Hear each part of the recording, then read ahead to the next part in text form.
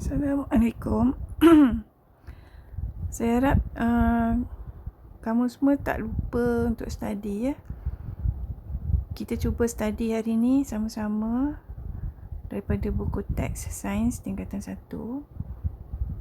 Kita dah belajar tentang sel dan kita dah tahu tentang perbezaan sel haiwan dan sel tumbuhan.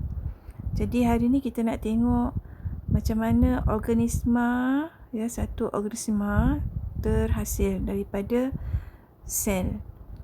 Okey, contohnya macam manusia. Dalam buku teks ni muka surat 56 dia bagi contoh organisma yang dibagi contoh ialah manusia, kanak-kanak. Untuk haiwan, lepas tu untuk tumbuhan bagi contoh pokok. Jadi daripada sel tu macam mana boleh membentuk satu organisma yang macam kita tengok ni lah. Okey, urutan organisasi sel tu seperti dalam buku, dia bermula daripada sel, kemudian pergi kepada tisu. Tisu ni akan berkumpul menjadi organ, kemudian jadi sistem, dan dalam sistem tu akan terhasil satu organisma. Okey, daripada sel dia bagi contoh sel epitelium. Ya, sel epitelium.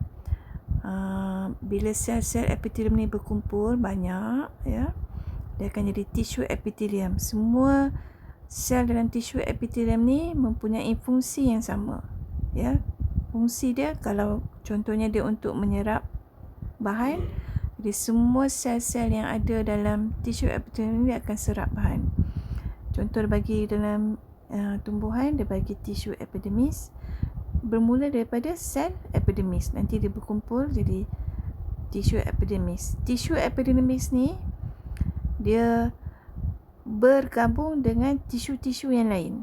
Ya, contohnya kalau sel epitelium kita dah belajar sel bukan hanya satu jenis saja, ada banyak jenis sel, macam sel darah ke, sel darah merah, sel darah putih, sel otot. Jadi semua sel-sel tu dia akan macam contoh sel otot, bila bergabung dia akan jadi tisu otot. Tisu otot dengan tisu epitelium bersama tisu saraf duduk dalam satu tempat. Kita panggil kawasan ni sebagai satu organ. Jadi organ ni kita bagi nama organ perut.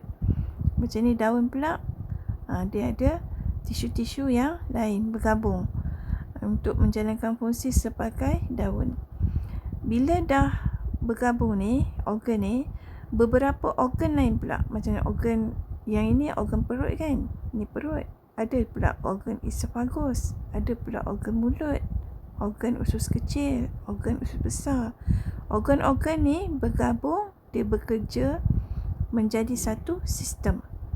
Dan sistem-sistem yang berbeza, macam ini sistem pencernaan, kita ada banyak sistem yang kita akan tengok nanti. Sistem-sistem yang lain bergabung bersama-sama, dia akan membentuk organisma. Jadi itu urutan organisasi daripada sel menghasilkan organisma. Saya harap kamu faham ya.